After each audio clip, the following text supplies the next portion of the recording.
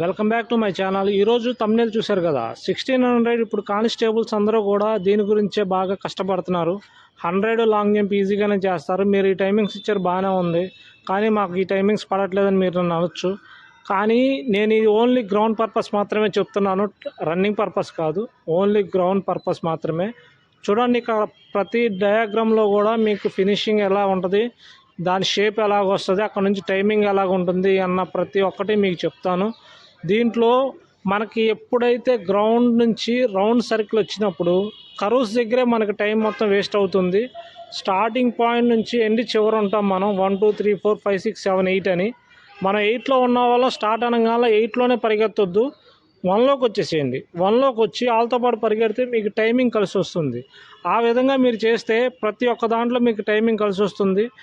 దీనికి కరువు దగ్గర ఏ విధంగా మనం స్పీడప్ చేస్తే ఏ విధంగా మనం ముందుకెళ్ళొచ్చు అన్నది నేను మీకు చెప్తాను. మీరు రన్నింగ్ చేసేటప్పుడు ప్రతి ఒక్క పార్ట్లో కూడా కరువు దగ్గరికి వచ్చినప్పుడు కొంచెం స్పీడప్ అవ్వండి. ఫస్ట్ రౌండ్ నార్మల్గా వేసిన, సెకండ్ థర్డ్ రౌండ్లో కొంచెం ఫార్వర్డ్గా అయ్యింది, తర్వాత లాస్ట్ రౌండ్ మటుకు స్పీడ్గా అయ్యింది అంటారు. స్పీడ్గా కాదు, ఉన్నదాని మీద కొంచెం స్పీడ్ పెంచుకోండి. ఇది ఓన్లీ గ్రౌండ్ పర్పస్, గ్రౌండ్కి ఎట్టా మెజర్మెంట్స్ వస్తాయి మాత్రమే చెప్తున్నాను. రన్నింగ్ గురించి తర్వాత చెప్తాను, రన్నింగ్ ఎలా చేయాలి ఏంటనేది, గ్రౌండ్లో మెజర్మెంట్స్ ఎలా ఉంటాయి దాని గురించి మాత్రమే చెప్తున్నా. చూడండి, 400 ట్రాక్, 200 ట్రాక్, 1500 ట్రాక్, ఇలా ట్రాక్స్ ఉన్నాయి కదా. మనకి ఇప్పుడు కావాల్సింది 400 ట్రాక్ మాత్రమే, దాని వరకే తీసుకుంటున్నాను.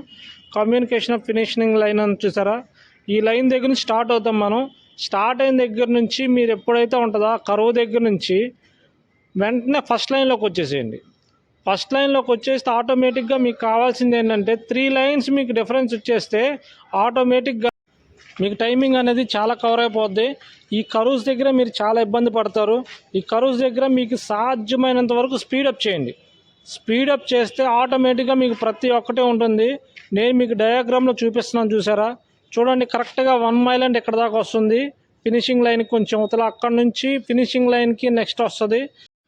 మీకు లాస్ట్ రౌండ్ మటుకు రౌండ్కి స్పీడప్ చేసుకోండి, అంతేగాని స్టార్టింగ్లోనే స్పీడ్ పరిగెత్తొద్దు.